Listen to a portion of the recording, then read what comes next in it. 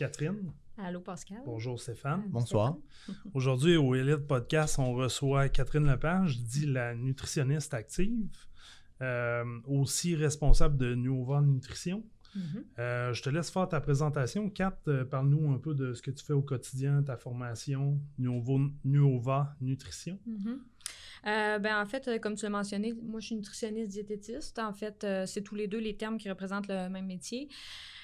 En fait, j'ai fait mon bac en nutrition à l'Université Laval. Puis, dans le fond, depuis que j'ai terminé mon bac en 2015, j'ai fait tout de suite de la consultation privée. C'est ce que je voulais faire. Fait qu'aussitôt, je me suis lancée au privé. J'ai commencé à, justement, développer mes services. Puis après ça, en fait, j'ai commencé une maîtrise en kinésiologie, mais plus axée sur l'obésité. Dans le fond, j'ai travaillé avec des camionneurs qui avaient l'apnée du sommeil, perte de poids aussi. Puis, tu sais, depuis ce temps-là, je suis toujours dans le domaine de la recherche. Dans le fond, j'ai eu des contrats comme professionnel de recherche. Donc, ça fait en sorte que ma vision est vraiment connectée avec les évidences scientifiques. J'essaie tout le temps de mettre de la science dans mon approche. Puis, je continue justement de voir des clients à mon bureau privé. Je suis beaucoup présente sur les médias sociaux aussi. J'ai ma page principale, c'est la nutritionniste active. Oui. Puis aussi, j'ai Nuova Nutrition que j'ai développée. En fait, c'est tout simplement le nom que je veux donner à mes services. Ultimement, je veux le développer davantage, là, mais c'est mon blog aussi principal pour vulgariser la science en lien avec la nutrition. Tu suis beaucoup de sportifs, je crois. En tout cas, tu suis beaucoup de sportifs, beaucoup de gens qui recherchent à se mettre en forme. Toi-même, tu t'entraînes beaucoup. Dans le cadre de tes consultations dans les dernières semaines, tu as dû entendre parler beaucoup de Game Changer. Oui, la question qui tue, en commençant notre podcast aujourd'hui, c'est quoi selon toi les impacts réels de ce type de documentaire-là sur Netflix qui est sans tomber dans le pro-vegan ou le pro-viande, c'est quoi les impacts réels au niveau de la population là, qui est plus ou moins connaissante au niveau alimentation? C'est sûr que c'est une question qu'on pourrait débattre très longtemps. Là, en tant que tel, ça pourrait faire pratiquement un podcast en lui-même. En soi, là, j'ai même écrit, comme tu avais mentionné sur ta page la dernière fois, j'ai fait un article justement sur Nuova Nutrition à ce propos-là.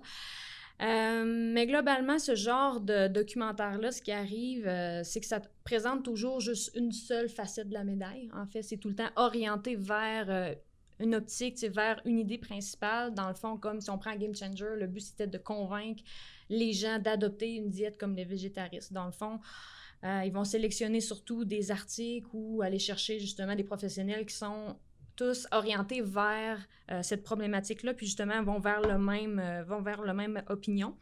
Fait que ce que ça fait en sorte, dans le fond, ça permet de convaincre les gens que, exemple, cette alimentation-là, comme là, le vegan, ben, que ça serait la meilleure diète, la meilleure alimentation à adopter.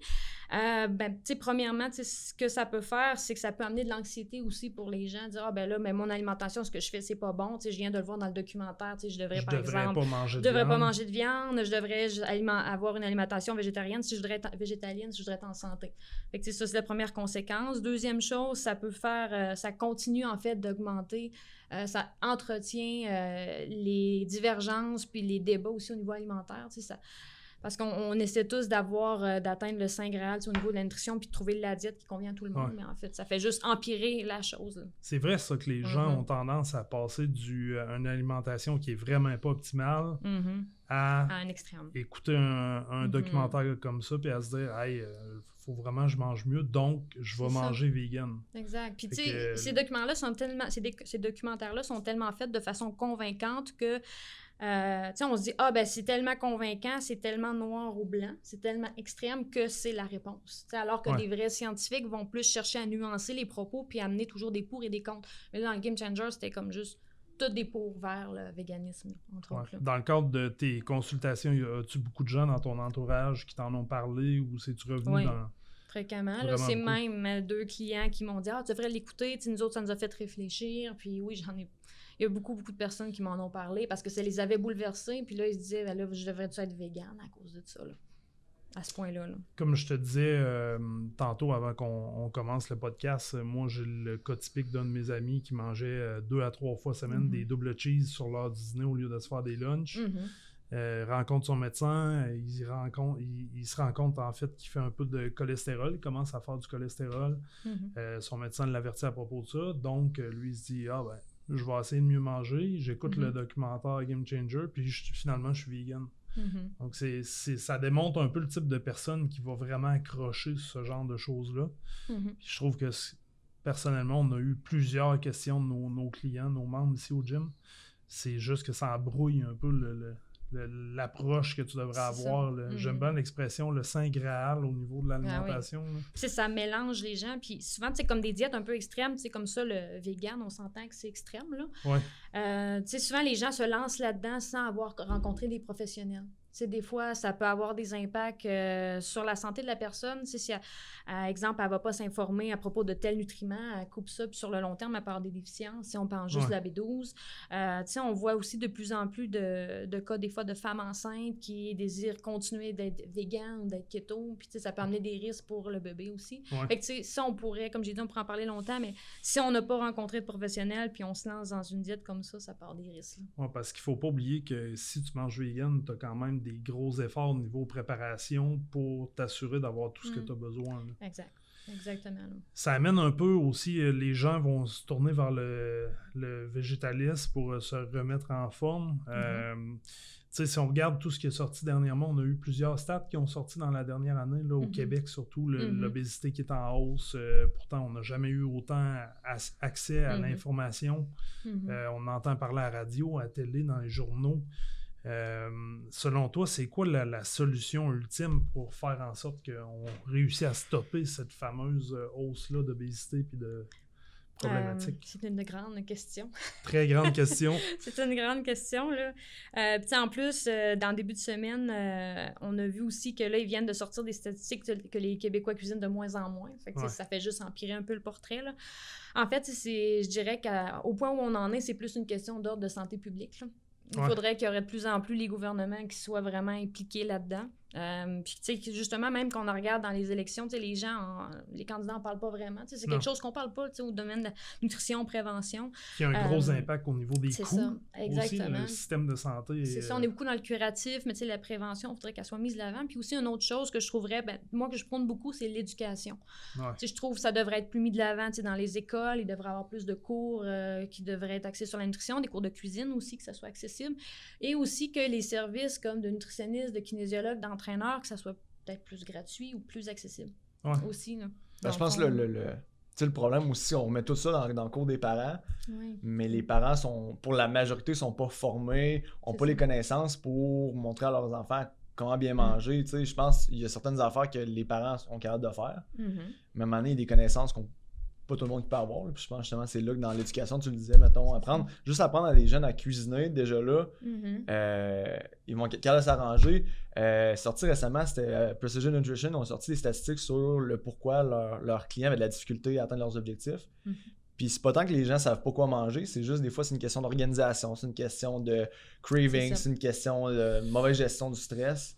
Fait que tu sais, c'est peut-être plus d'apprendre au monde à comment s'organiser un peu plus. Puis après ça, une fois qu'ils sont capables de se faire à manger, de s'organiser, ben peut-être que le problème va être plus facile à régler. C'est ça, parce que les cours, tu sais, les livres de recettes, il y en a de plus en plus. Là. Il y en a, c'est une panoplie. Il n'y en a jamais eu autant. Là. Fait que c'est une question, comme Stéphane l'a dit, éducation, tu sais, peut-être d'offrir plus de techniques à ce niveau-là, tu sais, d'apprendre plus la planification, puis de rendre ça plus accessible. Là. Mais tu sais, je pense que le camp est plus dans les gouvernements que nous, en tant que professionnels, on a des limites, je pense, au niveau de ce qu'on peut faire. Là. Plus on en parle, plus on en fait la promotion, plus on a l'air d'essayer de recruter des nouveaux clients. Mais en fin de compte, on n'a pas le choix d'agir, je pense, surtout que dans notre corps d'âge, nous, en vieillissant, on va avoir à absorber aussi tout le système de la santé qui va être alourdi.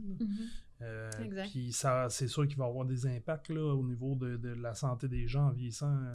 Maladies chroniques et tout ça, là, il y en a déjà énormément, puis là, ça va être encore plus présent. Là. C'est sûr. T'avais pas déjà justement fait un petit guide, Stéphane parlait de planification, là, t'as déjà sorti un PDF, quelque chose sur planification des repas, puis parce que selon moi, c'est un des points ultimes qu'il faut que les gens améliorent. Là. Terriblement, parce que si on gère ça d'une journée à l'autre, c'est sûr qu'à un moment donné, on l'échappe. on arrive à la fin de la journée, on se dit, ah, ben là, j'ai pas déjeuné ou j'ai pas bien dîné, ben à soir, coudonc, tant pis. Le trafic aussi. Tu arrives au pont, il y a un accident, finalement, tu arrives chez vous 1 heure plus tard. La fatigue, les enfants, l'horaire, tout ça, finalement, ça fait beaucoup sur les épaules. Quand on a planifié, ben au moins, ça enlève une certaine forme de stress, finalement. Ouais. Non, mais c'est intéressant. Tu sais, ça, je trouve ça le fun aussi d'avoir des fois des petits guidelines. Tu sais, ici, on travaille avec les gens vraiment plus, vraiment en surface puis à la base, au niveau des habitudes. Puis moi, ce que je vais faire généralement, c'est qu'ils vont avoir une petite feuille avec 1 à 3 objectifs, avec un petit calendrier où ils cochent quand ils réussissent leur objectif. Au simple que ça. Puis des fois, c'est au simple que de dire, OK, tu vas manger 3 fois des légumes dans ta journée. Tu vas boire, tu vas traîner une gourde d'eau avec toi, sans être dans le très spécifique. Des fois, c'est ça, ces gens-là cherchent des réponses très compliqué à des problèmes vraiment simples. C'est ça, exactement, tu l'as dit. Tu sais, souvent, les gens, ils vont être plus attirés vers le compliqué, puis nous, ce qu'on va offrir, c'est quelque chose de simple, puis c'est ça qui marche au final. Y a-tu une raison spécifique pour laquelle les gens vont venir te rencontrer en consultation? Y a-tu quelque chose qui revient sur une base régulière, là, à part la perte de poids, là, évidemment? Là, mais... premièrement, je te dirais que c'est ça la première raison. Là. C'est souvent, les gens veulent me voir pour perdre du poids. Tu sais, là, souvent, je recadre un peu. Tu sais, c'est souvent plus la perte de gras que les gens visent. Là. Parce que souvent, les gens n'ont pas tant un si gros surpoids à perdre. Là. Fait que souvent, les gens arrivent, c'est perte de gras en tant que tel. Souvent, c'est des gens qui s'entraînent aussi ou qui sont actifs dans le fond de savoir quoi manger quand ils s'entraînent ou bien prise de masse musculaire. Mais ce que je vois de plus en plus, c'est vraiment comportement, relation avec la nourriture. Beaucoup. Amélioration de la relation avec la nourriture. C'est soit qu'ils ont essayé plein de plans dans le passé ou plein de diètes. Puis là, ils ont vraiment une relation conflictuelle avec les aliments. T'sais, ils voient leurs aliments. Ils ont beaucoup de culpabilité. Exemple, quand ils mangent des aliments qui sont interdits, c'est d'éclaircir un peu. Même s'ils sont plus sur la fameuse diète. Ouais, ça les suit. Puis c'est très difficile quand même de se sortir de ce cercle-là. Mais là, on tombe plus un peu au niveau psychologique et comportemental. Mais quand même, moi, j'en fais de plus en plus dans mes consultations. Je trouve ça intéressant parce que tu lèves ce point-là, parce qu'on voit de plus en plus avec l'accès à l'information, c'est que les gens vont soit justement pendant une courte période de temps suivre une diète vraiment stricte, puis exemple vont faire justement la keto. Puis là après ça, ils disent ouais, ils réalisent que c'est peut-être pas le best ou qu'ils ont de la difficulté à tenir ça parfaitement. Là, ils virent vegan. Puis en bout de ligne, ils suivent plus rien vraiment à 100%. Fait qu'ils perdent les bénéfices potentiels de ce qu'ils faisaient. Puis là, mettons, ils se ramassent justement à manger. Ils gardent les éléments qu'ils aiment. Fait que le fait de pas trop manger de viande, exemple. Mais ils vont manger du bacon, ils vont manger des aliments, du fromage, des aliments plus caloriques un peu. Mais ils mangeront pas nécessairement plus de légumes. Mais ils vont manger du tofu. Ils vont comme faire un blend de tout ce qu'ils aiment dans les différentes diètes. Puis en bout de ligne, tu vas avoir un modèle qui est complètement éclaté. Puis qui s'enlignent pas nécessairement avec leurs objectifs. Autant au niveau que ce soit esthétique, la santé. Ils finissent par créer une nouvelle diète, en fait, là, avec un mélange de tout plein de diètes. Ouais. Est-ce que tu dirais qu'il y a plus de gens qui viennent te consulter qui s'entraînent? Ou, quand même, oui. Oui, ou bien qui commencent à s'entraîner, oui. Tu sais, j'ai autant des gens qui font juste de la marche comme entraînement, tu sais, qui commencent, que des gens qui font des compétitions de CrossFit, des compétitions de Ironman, des Ironman, entre autres. Là. OK. Ouais, mais t'as pas de gens qui partent de zéro, qui ont 100 livres à perdre? J'en ai, oui, quelques-uns. Oui, j'en ai aussi, là, j'en ai, mais c'est pas ma clientèle clé, là. Ouais. Mais moi, j'encourage quand même tous mes clients à s'entraîner. Tu sais, veux pas, vu que j'ai quand même une formation en kinésiologie, j'encourage tout le monde à être actif, ne serait-ce que juste de les faire marcher, de s'acheter un podomètre, une montre intelligente. Ça fait partie du modèle santé en même temps. Là. Exact. C'est une grosse partie de ça. Exactement. Stéphane, je pense que tu avais une question pour les suppléments alimentaires. Exact. Ouais. Mais tu sais, on le sait, les suppléments, c'est un gros marché. C'est une grosse industrie de plusieurs milliards. Puis je pense que les gens se perdent souvent là-dedans. Puis on parlait un peu que les gens veulent les résultats instantanés, ils veulent pas nécessairement mettre les efforts ou s'aligner là-dessus. Mais mettons, si tu avais peut-être un top 3, un top 5 des meilleurs suppléments, pas nécessairement les marques, mais vraiment le type de supplément. Puis pour la majorité des gens, mettons, qu'est-ce qui serait le mieux? Tu veux dire en optique de santé générale? Santé, que ce soit santé, performance. Tu sais, globalement, c'est quoi, mettons, top 3, top 5? En fait, là, tu sais, il n'y en a pas tellement. Vous allez voir que j'en ai pas sorti tellement parce que quand on rentre dans un magasin de suppléments, il y en a des centaines et des centaines. Là. La majorité, malheureusement, sont juste basées sur, des fois, une étude sur des souris là, ou même in vivo. Fait que, malheureusement, il y en a beaucoup plus sur les tablettes que ce qui est efficace. Mon premier supplément que moi, généralement, je jase avec tous mes clients, là, c'est la poudre de protéines, la whey. La whey, ça reste pas mal un supplément versatile, c'est pratique, ça se traîne dans un sac de gym, puis des fois, pour les déjeuners, ça peut être pratique. Fait que peu importe si on s'entraîne ou non, là, je considère que c'est un supplément qui peut être bien. Là. C'est sûr qu'on peut parler de whey ou bien d'isola, tout dépendamment de la digestion de la personne. Ouais. Après ça, je dirais les oméga 3 puis la vitamine D. Moi, je les mets tout le temps ensemble. Là. En fait, les oméga 3 parce que souvent, les gens mangent pas assez de poisson ou souvent, ils n'aiment pas ça. Fait que, au moins d'aller chercher des apports en oméga 3 un petit peu plus élevés en DHA, ben ça, je pense que ça peut être bien. Sinon, vitamine D. Aussi, ça, je pense que tout le monde même devrait en prendre. On n'a pas de soleil vraiment du mois de octobre au mois de... Octobre-avril. Moi, je dis tout le temps aux gens, prenez des suppléments vitamine D tout le temps, là, à partir de l'automne. Là. Puis, niveau dosage, niveau l'oméga 3, vitamine D, est-ce que tu y vas, mettons, avec des recommandations générales ou tu as plus...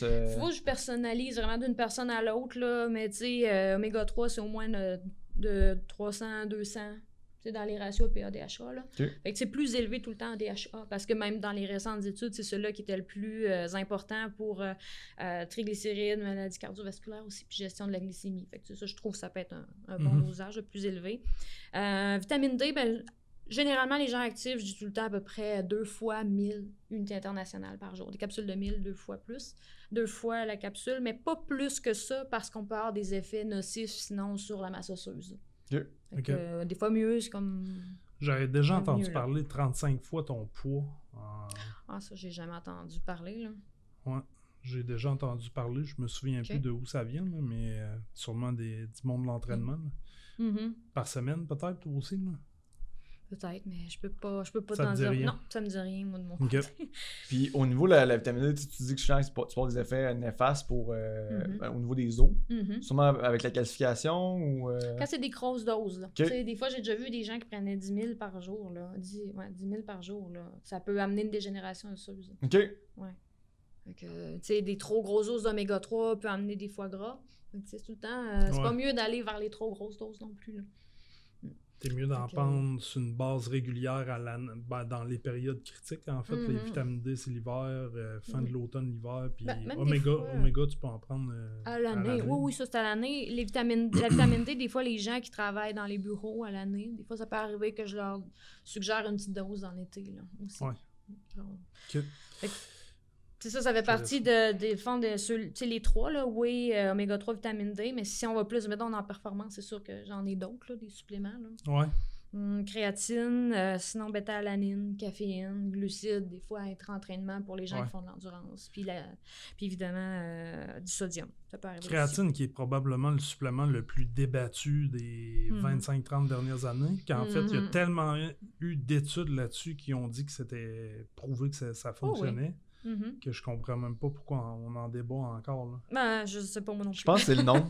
Il y a des médecins qui disent il y a encore bien des mythes à propos de ça. À leurs patients. Ah oui, ben oui. Puis, tu sais, le créatine, même la poudre de protéines, ça va endommager les reins. Là. J'ai entendu ça encore souvent. Là. Mais oui, malheureusement. Ça fait engraisser aussi. Là. On l'entend souvent, la poudre de protéines fait engraisser. Quand en fait, c'est probablement juste de balancer ton alimentation complète. La protéine en soi ne fait pas engraisser. Là.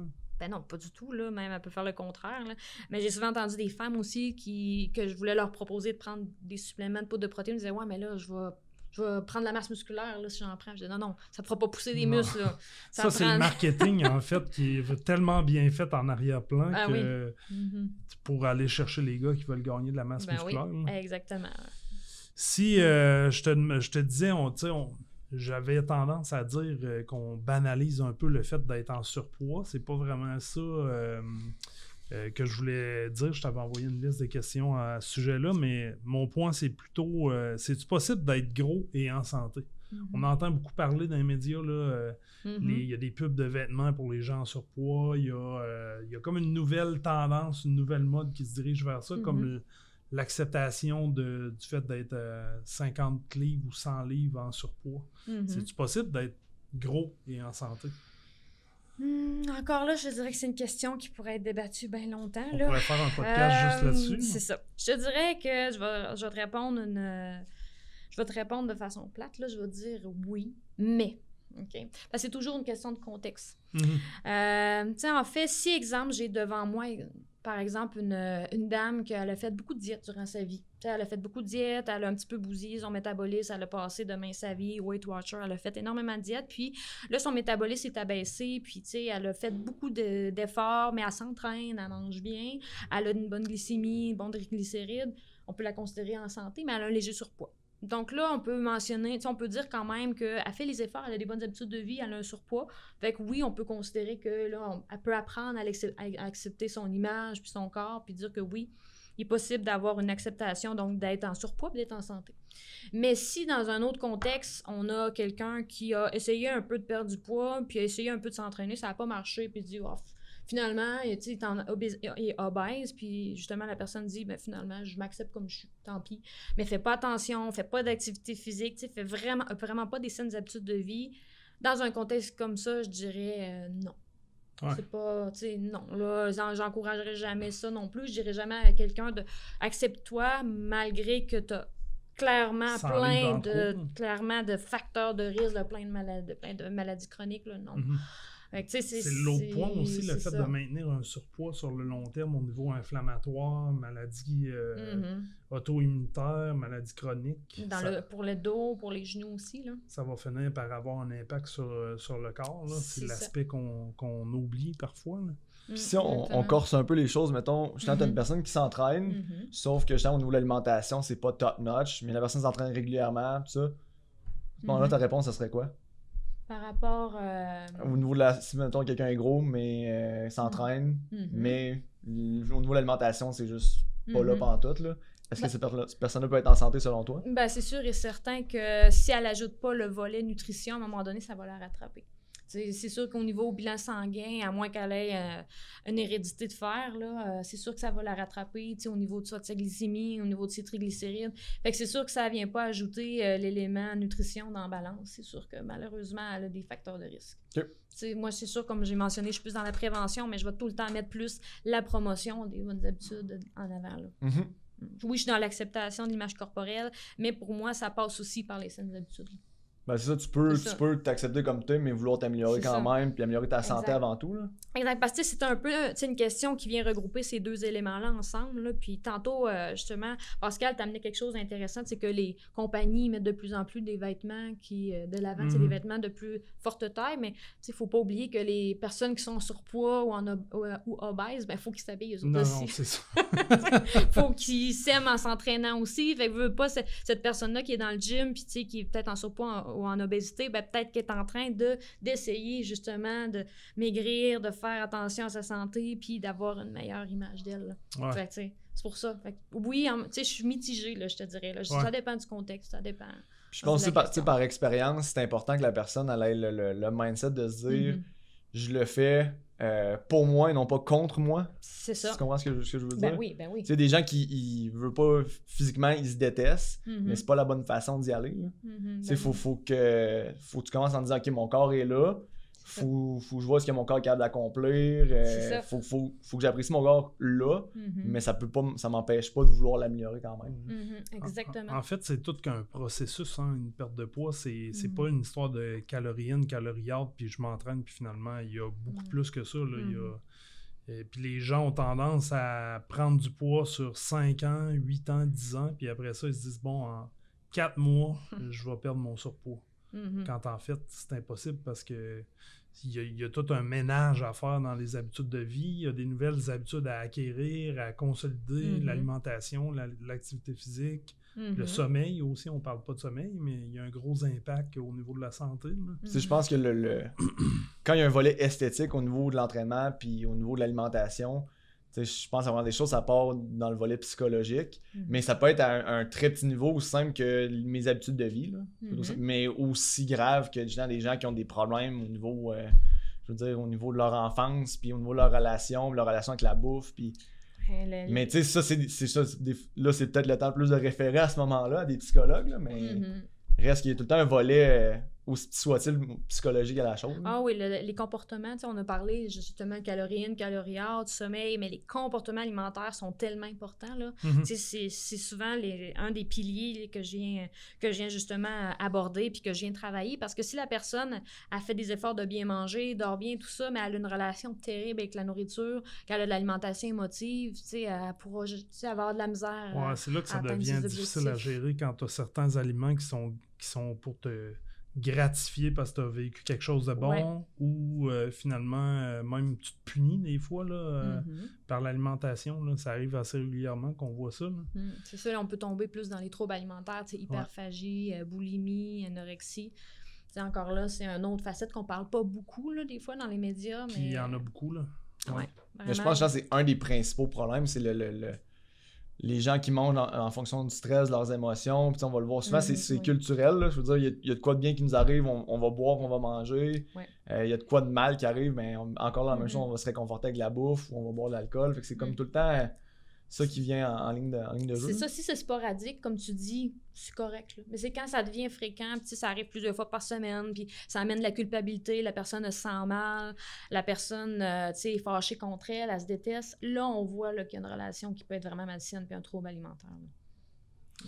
J'avais une portion où je voulais qu'on jase un peu de diète, parce qu'il y a beaucoup de choses, il y a trop de choses en fait présentement sur le marché. Ouais.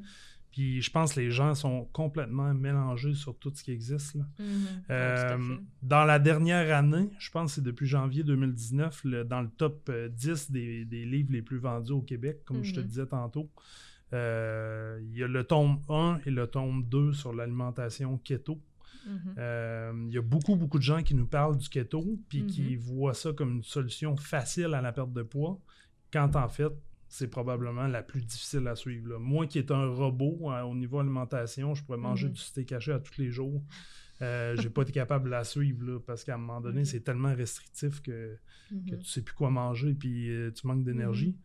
C'est quoi ton point de vue sur le sujet? Est-ce que tu as des stats? Est-ce que tu as utilisé ça? Tu as eu à l'utiliser avec des clients qui avaient des troubles de diabète ou des trucs comme ça?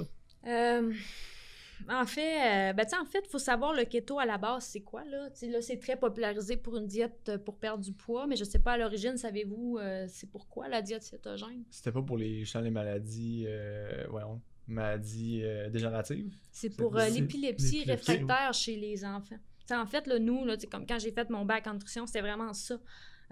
L'optique, dans le fond, pourquoi on a comme étant efficace. Oui, là. Exactement. Là, c'est sûr que y a aussi des fois des boxeurs ou des gens qui font des sports avec la pesée qui pouvaient utiliser la diète cétogène justement pour perdre du poids rapidement.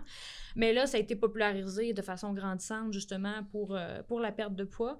Tu sais, comme tu as mentionné, c'est sûr et certain qu'il y a de plus en plus de gens qui adoptent ça comme un mode de vie. Ils se disent, tant qu'à faire, je change ma vie au quotidien, parce que là, on s'entend, on coupe quand même 2 groupes alimentaires. On vient couper les produits céréaliers, on vient couper quasiment tous les fruits, puis même certains légumes. Fait que c'est extrêmement restrictif. Puis à long terme, là, ça fait quoi, 2 ans à peu près que c'est populaire? T'sais, encore là, les gens disent que c'est justement un mode de vie, on pourra s'en reparler peut-être dans 5 ans. Ça peut-être ça va survivre, évoluer, là, mais je sais pas. À ce moment-là, on verra. Mais tout compte fait, c'est sûr que c'est l'adhérence, justement, à long terme qui risque d'être problématique parce que tu viens d'en parler toi-même, tu as trouvé ça vraiment difficile. Puis, il y a de plus en plus, justement, de gens qui essaient d'adhérer à ça, puis ils s'obligent à adhérer à un protocole qui est quand même assez strict, puis ils pensent que c'est ça qui va les amener vers une bonne santé, mais encore là, comme on en a parlé tantôt. Je pense qu'il y a des gens qui sont capables de fonctionner avec beaucoup moins de glucides que d'autres, mais en même temps, il faut quand même que le moule de la diète te permette de manger des légumes, de manger des fruits, de manger... Exact, parce que, il y a quand même des impacts négatifs, là, on s'entend au point de vue comportement, les occasions sociales, c'est sûr que c'est bien plus difficile quand tu fais le keto. Là, si on prend juste des repas dans le temps des fêtes, c'est sûr que là, on vient carrément couper plein d'aliments d'un coup. Là. Après ça, au point de vue santé... Donc, au niveau des effets secondaires, au point de vue de la diète keto, il y a probablement quelques effets que tu peux remarquer et qui sont très bien connus dans le monde de l'alimentation, de la nutrition. Ça, comme on disait tantôt, au niveau des comportements alimentaires, là, ça emmène quand même des restrictions assez importantes, là, ne serait-ce que juste dans les situations sociales, là. Au point de vue nutritionnel, c'est sûr que ça amène beaucoup de risques de déficience. T'sais, si on prend juste les fibres, on coupe tous les 2 groupes majeurs qui fournissent des fibres, les produits céréaliers, beaucoup de fruits, puis même au niveau de certains légumes. Fait que c'est sûr que quelqu'un qu'au niveau digestif, admettons que c'est boiteux, ben là, ça peut amener des risques de constipation. C'est pas pour rien que des fois, les kétos vont prendre du psyllium pour aider, là, mais ça, c'est un des effets secondaires en premier lieu. Sinon, ben, tu es à risque de déficience ou d'apport vraiment bas en vitamines du groupe B, en potassium, en magnésium. Ça, c'est quand même tous des minéraux qui sont importants pour le métabolisme d'énergie. Est-ce qu'il y a des tests qui ont été faits, des études qui ont été faites au point de vue de certaines conditions pour lesquelles c'était bénéfique d'utiliser le keto ou que les gens amélioraient leur santé par ça, autre que épilepsie ou... Je sais qu'il y a diabète un peu, là, mais c'est plus high fat, low carb et non du keto. Il y a une différence. Exact. Oui, il y a une différence entre les deux parce que oui, ben, tu sais, veut pas des études, ça prend du temps à les faire. Là. C'est des études qui sont de qualité puis qui sont crédibles, ça prend du temps à les faire. On commence à en avoir. Là, c'est sûr que, point de vue d'une diète... juste pour perdre du poids, à la date, c'est pas nécessairement plus avantageux qu'une autre. Il n'y a pas de plus grande perte de poids.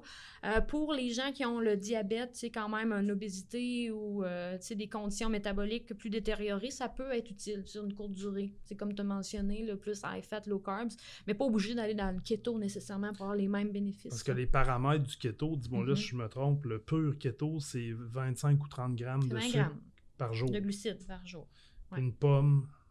C'est à peu près entre 20 et 30. OK. Si tu manges une pomme, il y a de bonnes chances que tu défonces. Ben oui, tu manges des carottes, là, tu vas puis tu défonces. Ouais. Exact. Fait que c'est quand même extrêmement restrictif. Exact. Faut que tu refasses ta garde-manger. Fait que dans le fond, souvent, quand les gens nous parlent au gym que « Hey, j'ai acheté un truc keto sur Internet à 30$, puis je suis ça, puis j'ai hâte de voir ce que ça va donner. » Probablement, ce qu'ils font, c'est du high fat, low carb. Ouais, ou c'est un supplément. C'est parce que en bout de ligne, c'est sûr que la plupart des gens défoncent leurs 20-25 grammes de glucides par jour. C'est ça. À moins qu'ils suivent vraiment avec un calculateur de calories puis qu'ils sont vraiment conscients, c'est quoi les sources de glucides, les sources de protéines, les sources de lipides. Là. Parce que souvent, les gens se lancent là-dedans puis ils n'ont même pas de base en nutrition. Là. Fait que oui, ça se peut qu'ils fassent plus du high fat, low carbs. Ouais, c'est ça. Ben, souvent plus qu'autre chose. Mal géré en plus. Parce que là, c'est pas la même diète si tu tombes dans le high fat, low carb. Exact. Ça nous amène à parler de protéines. Il y a Shawn Baker qui est un médecin, je pense, en fait. C'est Dr. Shawn Baker qui est en train de populariser la diète carnivore où tu manges uniquement de la viande. Est-ce que tu as entendu parler de ça? Oui. Comme je te disais tantôt, j'ai même entendu parler du raw carnivore. Là. Ah oui, c'est vrai. Tu m'as parlé de ça. Ça, j'avoue, tu vois, moi, j'en ai pas entendu parler. Moi, personnellement, je l'ai essayé pendant 9 jours l'année dernière, le carnivore diet. Je trichais un peu avec des œufs au travers, mais sinon, 0 fruits, 0 légumes pendant 9 jours. Je me suis très bien senti quand je l'ai fait, puis je m'entraînais fort, puis ça allait bien. Sauf que je me questionne à savoir si c'est vraiment quelque chose qui est logique et santé. Ben, on peut reprendre les idées de la diète keto. Tu as juste l'adhérence. Tu as fait 9 jours, tu as trouvé ça difficile. Imagine-toi vivre en suivant une diète comme ça. Ben, c'est sûr, premièrement, ton portefeuille va passer tout dans ton alimentation. Dans ta consommation de viande, là. Mais tu sais, là, on peut parler longuement de tous les nutriments que tu évites. Là, la vitamine C est nulle, là, exemple, dans la viande. Magnésium, les fibres, t'en as pas. Beaucoup de gras saturés, beaucoup de gras... c'est beaucoup des paramètres qui sont sous-optimaux, surtout si on s'entraîne à long terme. Je suis pas convaincue, là, non. Puis tu sais, aussi, on parle beaucoup là, d'un point de vue santé, mais pour le keto, puis entre autres pour la diète carnivore encore plus, si on regarde juste des fois au point de vue environnemental, je veux pas tomber dans le débat là-dessus, mais c'est juste des fois la consommation de viande, si on l'encourage de plus en plus, c'est sûr qu'on est tous au courant au point de vue de la production de viande, comment que c'est polluant, fait que c'est sûr que je pense pas que d'un point de vue de société, que d'encourager la consommation de viande, moi, c'est une bonne chose. C'est pas possible d'accomplir quelque chose de viable avec ça. Pas nécessaire, pas à mon point de vue en tout cas. Stéphane, t'avais lu le livre Cas d'obésité de Jason Fung? Non. Ah non? C'est pas moi. Jason Fung, qui est habite à Toronto, en fait, travaille beaucoup avec des diabétiques, a sorti le Cas d'obésité puis le Cas de diabète, 2 livres disponibles dans les librairies ici au Québec. Puis il amène le concept du high fat low carb, mais aussi du jeûne intermittent. Jeûne intermittent qu'on entend beaucoup parler ces temps-ci, qui est un autre type de façon de s'alimenter, mais qui n'est pas nécessairement restrictif au niveau du nombre de calories. Corrige-moi si je me trompe, mais... non, pas vraiment. Normalement, tu devrais manger sensiblement le même nombre de calories, mais dans une période ciblée. Est-ce que tu as eu à dealer avec ça? Est-ce que tu le recommandes, ce genre d'alimentation-là? Ben, encore là, c'est sûr que moi, je suis jamais dans les diètes très extrêmes, là, mais... Tu sais, ce qui arrive, tu l'as mentionné, quand on fait le jeûne intermittent, ben, on vient juste créer une fenêtre, justement, pour manger. Des fois, il y a des protocoles plus extrêmes que d'autres. C'est sûr que bien souvent, là, si on vient se faire justement un protocole très court, ben, on vient certainement couper un gros repas. On vient couper facilement un nombre de calories X. Tu sais, des fois, les gens ne sont pas capables de tout combler leur rapport en calories, fait que c'est pour ça qu'ils perdent du poids. Tu sais, c'est souvent une question assez facile. Sinon, au point de vue... Tu sais, souvent, ce genre de protocole-là va fonctionner bien pour les gens qui déjeunent pas. J'ai déjà vu ça pour les gens qui déjeunent pas, tu sais, c'est comme ça fait partie de leurs habitudes, fait que ça va bien avec leur mode de vie. Plutôt que d'essayer de tout chambouler ce qu'ils font déjà, dans le fond, tu vas adapter avec eux. C'est ça peut bien se faire, mais encore là, c'est parce que la personne, généralement, elle va se lever le matin, elle va aller travailler. Surtout au niveau de concentration, l'avant-midi, même peut-être ça peut être sous-optimal là, de ce côté-là. Tu sais, encore là, on pourrait parler aussi au niveau des comportements alimentaires. Tu sais, plus qu'on réduit le range pour manger, ben plus que la personne, elle va... Puis c'est assez qu'il faut qu'elle consomme un certain nombre X de calories, ben encore là, ça peut amener la personne à se gaver aussi là, pour être sûr de tout combler ses aliments. Puis des fois, les personnes ne font pas nécessairement attention à leur choix alimentaire. Dans ce temps-là, ils vont juste combler leurs besoins en calories, mais ils ne vont pas nécessairement changer leurs habitudes puis leur choix alimentaire. Fait que, ça peut être l'effet pervers aussi. Là. Ouais. Moi, je l'ai testé pendant un bon bout, je te dirais. Puis, comme tu disais, ça dépend comment les gens fonctionnent. Moi, je me sentais super bien, mais en même temps, comme je disais avant, j'ai fait le carnivore pendant 9 jours. Fait que je peux être un robot au niveau alimentation, ça, il n'y a pas de problème, mais je pense pas que comme ma conjointe n'est pas capable de suivre ça.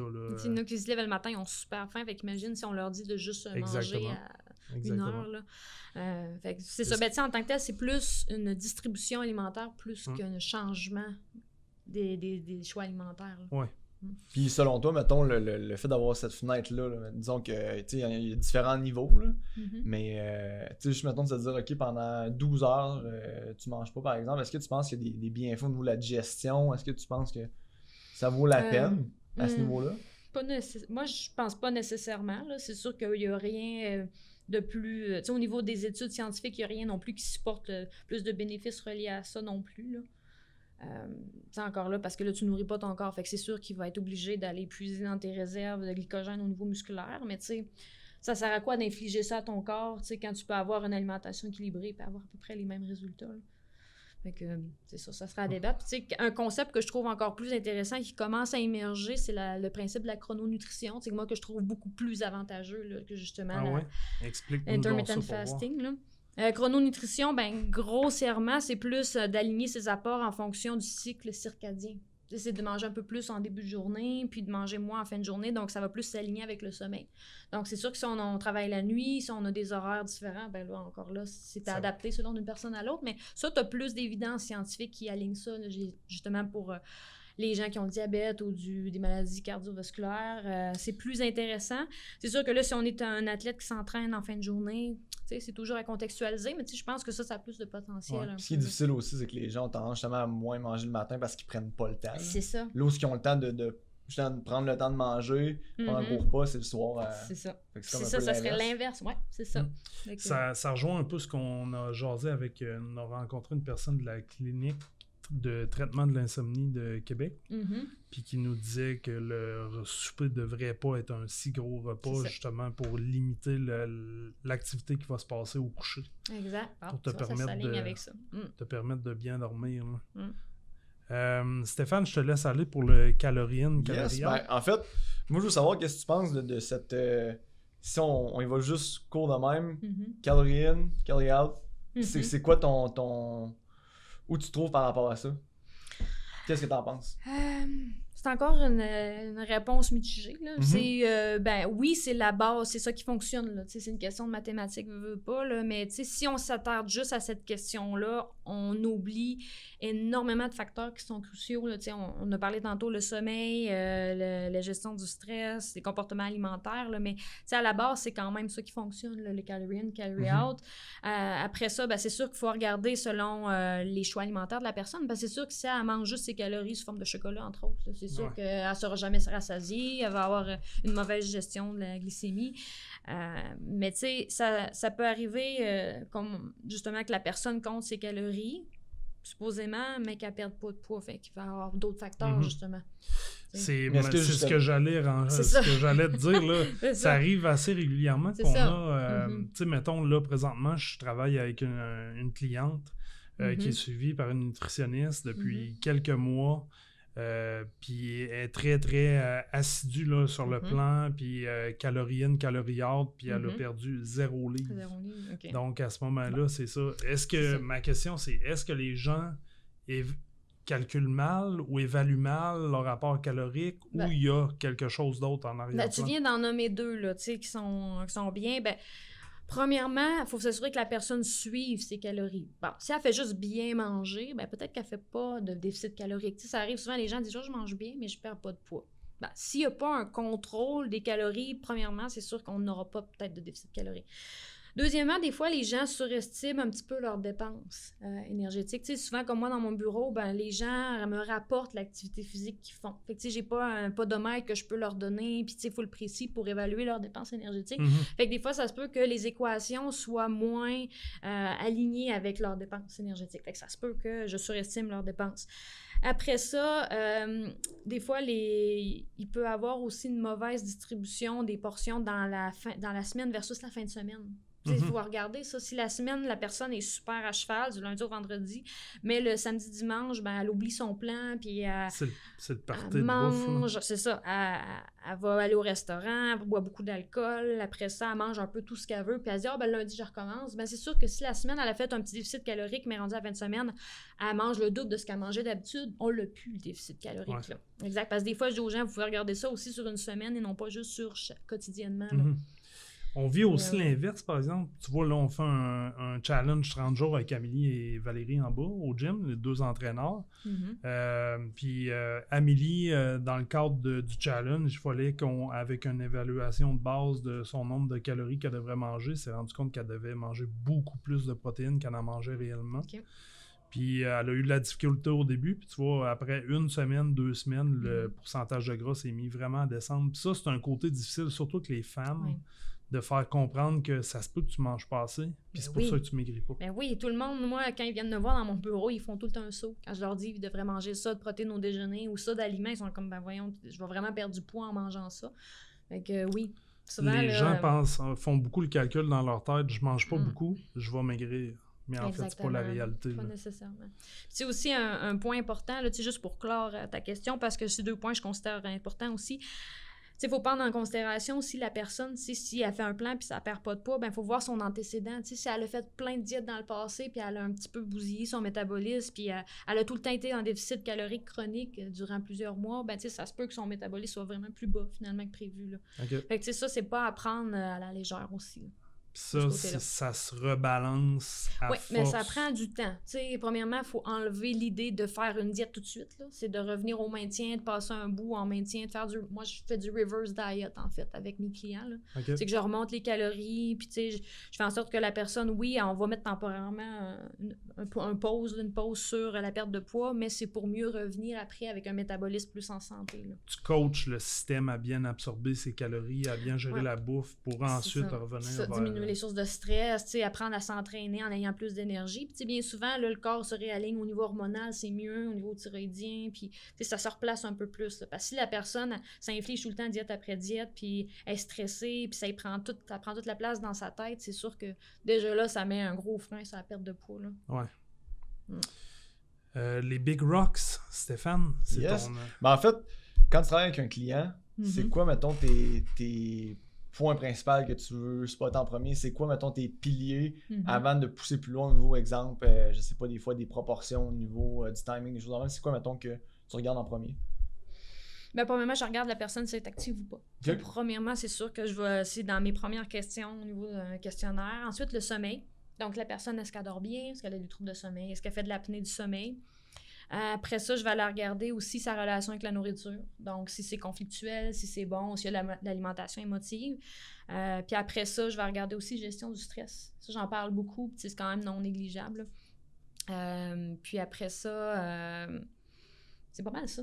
Les 4, c'est pas mal les... Tu sais, il y en a qui sont plus importants chez certaines personnes que d'autres. Là.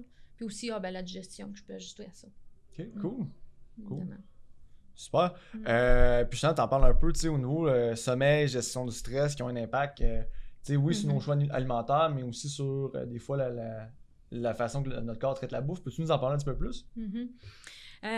C'est sûr que moi, le sommeil, c'est un sujet que j'apprécie beaucoup. Là. Puis je dis souvent aux gens, c'est sûr que c'est pas dans l'assiette là, en tant que tel, c'est vraiment pas un nutriment ou quoi que ce soit, mais ça a quand même tellement des impacts importants sur les choix alimentaires puis sur l'apport alimentaire que je peux pas passer à côté.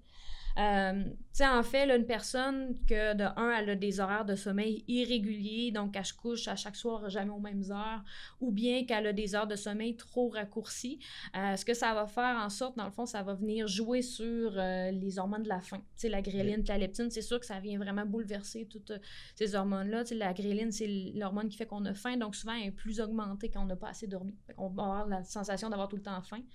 Après ça, ça va venir aussi jouer beaucoup sur la gestion des portions, en tendance à vouloir manger un petit peu plus, puis aussi plus de craving. T'sais, des fois, les gens qui ont plus de craving, ben, des fois, s'ils n'ont pas assez bien dormi, ça peut venir de là aussi, là, parce que souvent, même des fois, après une seule nuit, j'ai vu un papier récemment, après même une seule nuit que le sommeil a été raccourci, il y avait déjà des changements au niveau du cerveau qui faisaient en sorte qu'on avait plus envie de se récompenser. Au niveau d'aller manger plus de chocolat, d'aller manger des aliments plus gras, plus sucrés pour se garder réveillé puis pour se récompenser là, au niveau alimentaire. Fait que juste là, ça a quand même un impact assez majeur là, sur... Puis est-ce que ça pourrait avoir rapport justement au fait que le corps a comme moins d'énergie vu qu'il n'a pas récupéré, puis essaie d'aller chercher une source externe d'énergie pour... exactement. Ça ressemble aussi pas mal un peu ça le mécanisme, là, puis... il y a une cascade d'hormones qui est en jeu là-dedans. Là, j'en ai pas parlé, mais leptine, gréline, mais d'autres choses, même la gestion de la glycémie se fait moins bien aussi quand on dort moins bien. Là.